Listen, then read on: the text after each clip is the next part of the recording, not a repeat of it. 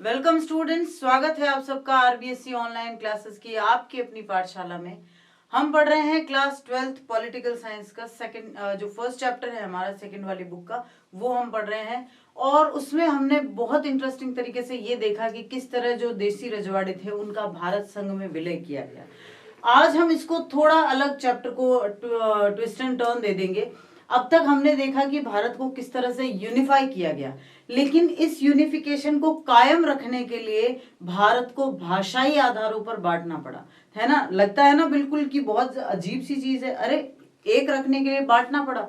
बिल्कुल बांटना पड़ा, क्योंकि भारत इतनी डाइवर्सिटी, इतनी विविधता वाला देश है कि वहां अगर इस तरह से भाषाई आधार पर राज्यों का विभाजन नहीं किया जाता, भाषाई आधार पर राज्यों का निर्माण नहीं किया जाता, तो शायद आज हम उस तरह से अखंड नहीं रह पाते जितने आज हैं, उतने इंटीग्रेटेड नहीं हो पाते, उतने एक दूसरे के क्लोज नहीं हो पाते जितने आज हैं। तो आज का हमारा टॉपिक यही रहेगा। चलिए पढ़ते हैं। भारत के स्वतंत्र होने के बाद भारत सरकार ने अंग्रेजी राज के दिनों के राज्यों को भाषाई आधार पर पुनर्गठित करने के लिए किसकी स्थापना की? तब स्थापना की गई राज्य पुनर्गठन आयोग की। ठीक है ना, बहुत इंपॉर्टेंट क्वेश्चन है ये। स्टेट रीऑर्गेनाइजेशन कमीशन की स्थापना हुई और 1950 के दशक में बने पहले राज्य पुनर्गठन आयोग की सिफारिश में राज्यों के बंटवारे का आधार क्या था? राज्यों के बंटवारे का आधार भाषाई था। इसके पीछे तर्क ये दिया गया कि स्वतंत्रता आंदोलन में ये बात उठी थी कि जनतंत्र में प्रशासन को आम लोगों की भाषा में काम करना चाहिए ताकि प्रशासन लोगों के नजदीक आ सके। ऑब्वियसली एडमिनिस्ट्रेटिव तभी ज्यादा इफेक्टिव हो पाएगा जब वो आम लोगों के साथ मिलकर काम करेगा। और जब जैसा कि भारत में है, हम जानते हैं कि अगर साउथ इंडिया में चले जाएं तो वहाँ लैंग्वेज बहुत ज्यादा वेरी करती है। अगर हम नॉर्थ इंडिया में आ जाएं तो यहाँ भी बहुत ज्यादा अलग अलग तरह की लैंग्वेजेस और डायलेक्ट्स बोली जाती है। हम अगर नॉर्थ ईस्ट में चले जाएं तो वहां भी सेम सिचुएशन है। तो ऐसे में होता क्या है कि जब भाषाई आधार पर लोग अपनी भाषा के साथ बहुत ज्यादा अगर कंफर्टेबल महसूस करते हैं तो जरूरी ये है कि उस कंफर्ट जोन से जबरदस्ती बाहर नहीं निकाला जाए। प्रॉब्लम क्या होती है जब सरकार भाषाई आधार पर लोगों को जो है उनके कंफर्ट जोन से जबरदस्ती बाहर निकाल देती है। आपने देखा था छोटी क्लासेस में हमने पढ़ा है, 10th क्लास में भी, कि जो सिंघल है, जो तमिल है, वो लैंग्वेज के आधार पर लड़े और लैंग्वेज के आधार पर सिंघल्स ने तमिल को दबाया और उससे क्या हुआ? गृह युद्ध हुआ। वहीं हमने बेल्जियम का उदाहरण पढ़ा कि बेल्जियम में लैंग्वेज के आधार पर अकोमोडेशन किया गया, तो वो बहुत अच्छे से अपना सारा प्रशासन कर रहे हैं। तो ऑब्वियस सी सीधी सी बात यह है कि हमें बांटना नहीं है, हमें एक रखना है। और एक रखने के लिए सबको अपने अपनी भाषा, अपने अपने कल्चर को बचाए रखने की आजादी देनी है। ठीक है ना। After the independence of India, the government of India established the State Reorganization Commission to reorganize the states of the days of the British Raj on linguistic basis. ये आपको ध्यान में रखना है, linguistic basis पर इनका निर्माण किया गया। In the recommendations of First State Reorganization Commission set up in 1950s, the basis of the division of states was linguistic. क्या basis था उसका? बिल्कुल भाषाई आधार था। The logic behind this was in the freedom movement. The matter had arisen that in a democracy, the administration movement, the matter had arisen that in a democracy, the administration should work in the language of common people. So it is to be administration could come more closer to the people. तो ये administration क्या होगा? फिर लोगों के ज्यादा नजदीक आएगा, प्रशासन लोगों के ज्यादा नजदीक कब आएगा? ताकि जब वो उन्हीं की भाषा में काम करेगा। तो सबसे पहले एक छोटा सा परिचय ले लेते हैं हम स्टेट रीऑर्गेनाइजेशन कमीशन का, या जो हमारा राज्य पुनर्गठन आयोग है उसका। राज्य पुनर्गठन आयोग जो था वो क्या था? It was a major reform of the boundaries of India's state and territories, organizing them along linguistic lines. Okay? और इसका गठन कब किया गया था? 1956 में। स्टेट रीऑर्गेनाइजेशन एक्ट या फिर राज्य पुनर्गठन जो एक्ट बनाया गया था वो भी 1956 में बनाया गया था। अब उससे पहले एक छोटा सा हम परिचय ले लेते हैं पोट्टी श्रीरामुलु का। पोट्टी श्रीरामुलु कौन है? ये पोटी श्रीरामुलु भारत के एक क्रांतिकारी थे। इन्होंने स्वतंत्रता संग्राम में जिस तरह बाकी क्रांतिकारियों ने हिस्सा लिया था उसी तरह इन्होंने भी लिया था। मद्रास राज्य से अलग आंध्र प्रदेश राज्य के निर्माण की मांग को लेकर उन्होंने आमरण अनशन किया था, जिसके कारण अंततः उनकी अनशन के 58वें दिन मृत्यु हो गई और भारत में भाषा के आधार पर राज्यों के निर्माण के निर्णय के पीछे उनकी असामयिक मृत्यु एक बहुत बड़ा कारण सिद्ध हुई। Amarjeevi Potti Sriramalu was an Indian freedom fighter and revolutionary. Sriramalu is revered as Amarjeevi in the Andhra region for his self-sacrifice for the Andhra cause. देखिए हुआ क्या था, इसकी जो एग्जैक्ट स्टोरी है वो इस तरह है कि जब बात चली कि अब किस तरह से राज्यों का पुनर्गठन किया जाए। देखिए भारत एक बहुत बड़ा राज्य है, ऐसे में एक सिंगल राज्य की, और जैसा कि हमारा कॉन्स्टिट्यूशन था कि भारत क्या होगा, भारत एक राज्यों का संघ होगा। ये हमारे कॉन्स्टिट्यूशन में लिखा हुआ है, भारत एक राज्यों का संघ होगा। भारत को कहीं भी संघीय देश नहीं कहा गया है, लेकिन हमारे कॉन्स्टिट्यूशन में ये कहा गया है कि भारत क्या होगा, भारत एक राज्यों का संघ होगा। यानी किसी न किसी प्रकार ये तो डिसाइड करना ही था कि अब राज्य कौन कौन से होंगे। इससे पहले हमने देखा कि कितने सारे रजवाड़े थे, कितने सारी छोटी छोटी रियासतें थी, कितने सारे प्रोविंसेस थे जो ब्रिटिश प्रोविंसेस थे, वो सब थे। अब उनका पुनर्गठन करना था। तो जब बात पुनर्गठन की चली तो पंडित नेहरू और राजगोपालाचारी वगैरह इस बात के लिए बिल्कुल भी एग्री नहीं थे कि ये पुनर्गठन भाषा के आधार पर किया जाए। उनको ऐसा लगा था कहीं ना कहीं कि अगर भाषा के आधार पर हमने सबको अलग अलग कर दिया तो वो एक ना एक दिन बिल्कुल ही अलग हो जाएंगे, एक दूसरे से बिल्कुल ही टूट जाएंगे। लेकिन पोट्टी श्रीरामुलु का हमेशा से ये मानना था कि जो भाषा होती है वो व्यक्ति का निजी निजी बिल्कुल क्षेत्र होता है और निजी क्षेत्र में इंसान को अकेला छोड़ देना चाहिए।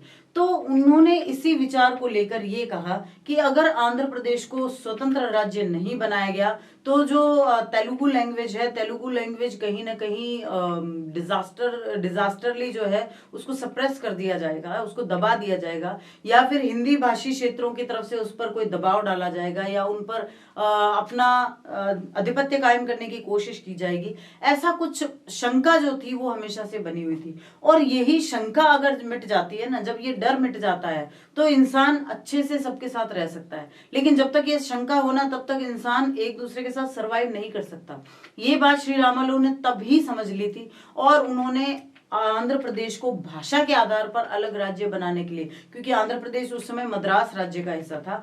मद्रास राज्य जो साउथ इंडिया है, आप सभी ने देखा होगा, हमारा जो साउथ इंडिया है, साउथ इंडिया में आंध्र प्रदेश, उसके बाद में तमिलनाडु, ठीक है, इस तरफ केरला और उसके बाद में कर्नाटका। तो अलग अलग लैंग्वेजेस बोली जाती है। आंध्र प्रदेश में तमिल बोली जाती है, उसके बाद में आंध्र प्रदेश में तेलुगु बोली जाती है, तमिलनाडु में तमिल बोली जाती है, केरला में मलयालम बोली जाती है, कर्नाटका में कन्नड़ बोली जाती है। तो ऐसे में ये राज्य जो है भाषाई आधार पर बिल्कुल ही वाइब्रेंट थे, एक दूसरे से बिल्कुल अलग थे, डाइवर्स थे, इनका कल्चर डाइवर्स था, इनकी लैंग्वेज डाइवर्स थी। तो ऐसी डाइवर्सिटी के बीच उन्होंने ये मांग शुरू की कि आंध्र प्रदेश का गठन जो है वो तेलुगु भाषी राज्य के रूप में किया जाए। और उन्होंने क्या किया, उन्होंने आमरण अनशन शुरू कर दिया। 58 दिन तक लगातार उन्होंने आमरण अनशन किया, और जब उनकी बात मानी गई और दिल्ली में ये फैसला हो गया कि हाँ भाषाई आधार पर किया जाएगा, लेकिन बहुत दुखद है कि उसी के अगले दिन ही वो चल बसे थे। तो इस तरह से उनका जो बलिदान है वो हमारे लिए बहुत महत्वपूर्ण रहा। क्यों रहा? क्योंकि उनका ये बलिदान स्वतंत्रता के बाद आया। उन्होंने स्वतंत्रता संग्राम में तो हिस्सा लिया ही था क्रांतिकारी के रूप में, लेकिन स्वतंत्रता के बाद भी उन्होंने भारतीय एकता के लिए कितना बड़ा बलिदान किया। उस समय शायद हम ये समझ नहीं पाए थे कि अगर हम भाषा के आधार पर राज्यों को अलग अलग कर देंगे तो क्या होगा, लेकिन अब हम अच्छे से इस बात से रिलेट कर सकते हैं कि भाषाई आधार पर अगर राज्यों को अलग अलग किया गया है तो बिल्कुल सही किया गया है। इससे क्या हुआ, इससे उन्होंने अपनी भाषा को सहेज लिया, अपनी डाइवर्सिटी को मेंटेन करके रख लिया, और साथ ही साथ वो भारतीय संघ के साथ भी उतने ही अच्छे से मिले हुए हैं। इसको जरा समझते हैं पोट्टी रामुलु के इंट्रोडक्शन के बाद। देखिए ये जो है ये भारत का भाषा मानचित्र हम कह सकते हैं। भाषा मानचित्र क्या होता है, किस तरह से भारत में मोस्ट लैंग्वेजेस जो हैं वो बोली जाती है। देखिए आप देखिए ये जो येलो पार्ट आप देख रहे हैं, ये येलो पार्ट हिंदी भाषी राज्यों का है, यहाँ हिंदी बोली जाती है, ठीक है। तो आप देख सकते हैं कि भारत में जहाँ हिंदी बोली जाती है वो लगभग 40% क्षेत्र है। भारत के लगभग 40% क्षेत्र में ही हिंदी बोली जाती है। उसके अलावा और कौन सी लैंग्वेज है? देखिए, लैंग्वेजेस की अगर बात की जाए तो भारत में 550 से अधिक भाषाएं बोली जाती है और 5000 से अधिक 5000 के करीब डायलेक्ट्स बोली जाती है, यानी कि बोलियां बोली जाती है। जैसे भाषाओं का अलग अलग रूप होती है ना, हिंदी है, हिंदी में ही खड़ी बोली, अवधी बोली, ब्रज बोली, ठीक वैसे ही भारत में बोलियां बोली जाती है। तो इस डाइवर्सिटी को मेंटेन किस तरह से रखा जाए? हिंदी बोली जाती है, यहाँ उसके थोड़ा सा दक्षिण में आए तो यहाँ उड़िया बोली जाती है। उड़िया के नीचे जहां हम देखते हैं आंध्र प्रदेश, वहां तेलुगु बोली जाती है। नीचे तमिल बोली जाती है। इधर केरला में मलयालम बोली जाती है। कर्नाटका में कन्नड़ बोली जाती है। गोवा में, ये छोटा सा पार्ट है देखिए, लेकिन यहाँ भी अलग लैंग्वेज है, यहाँ भी कोंकणी बोली जाती है। महाराष्ट्र में मराठी बोली जाती है। गुजराती बोली जाती है गुजरात में। वहीं महाराष्ट्र और गुजरात का जो एक कंबाइंड एरिया है जहां पर दोनों मिलते हैं, वहां पर भीली बोली जाती है। थोड़ा हम अगर नॉर्थ ईस्ट की तरफ जाएं तो बंगाली बोली जाती है। नॉर्थ ईस्ट के भी हर एक जगह पर खासी बोली जाती है। मेघालय में, असम में असमीज बोली जाती है। अरुणाचल प्रदेश में निस्सी बोली जाती है। उसके बाद हम आए तो हम देखते हैं मणिपुर, और यहाँ पर भी मणिपुरी बोली जाती है। मिजोरम में मिजो बोली जाती है। तो अलग अलग जगह अलग अलग बोली जाती है। नेपाल में नेपाली बोली जाती है, क्योंकि नेपाल भारत का बहुत ही पड़ोसी देश है, तो ये आसपास के जो क्षेत्र है यहाँ भी नेपाली बोली जाती है। पंजाब में पंजाबी बोली जाती है। कश्मीर में कश्मीरी और लद्दाख में लद्दाखी बोली जाती है। तो यानी ये जो बोलियां हैं, इधर आए तो हम देखेंगे कि अंडमान निकोबार में भी बंगाली बहुत बोली जाती है। लक्षद्वीप में मलयाली बोली जाती है। तो यानी कि जो भाषा है वो भारत को कितना डाइवर्स बना देती है। आप देखिए इस मैप में जितने कलर है उतनी भाषाएं बोली जाती है। तो ये कितना वाइब्रेंट सीन है। लेकिन अगर हम एक भाषा को, चाहे किसी भी, चाहे वो हिंदी ना हो, चाहे वो इंग्लिश ही क्यों ना हो, अगर हम किसी एक भाषा को इन भाषाओं पर इंपोज करने की कोशिश करेंगे, थोपने की कोशिश करेंगे, तो क्या होगा? तो ये सभी भाषा बोलने वाले जो है वो विरोध के लिए आ जाएंगे, और विरोध कभी भी एकता का परिचायक नहीं होता। जबकि हमने इनके विरोध को शांत किया और हम ये भारत की एकता का परिचायक बन गया। So major languages in India and the percentage of people who use each language, वो तो हमने डाइवर्सिटी देखी थी। अब इसको हम डेटा के रूप में भी देख लें कि किस तरह से है।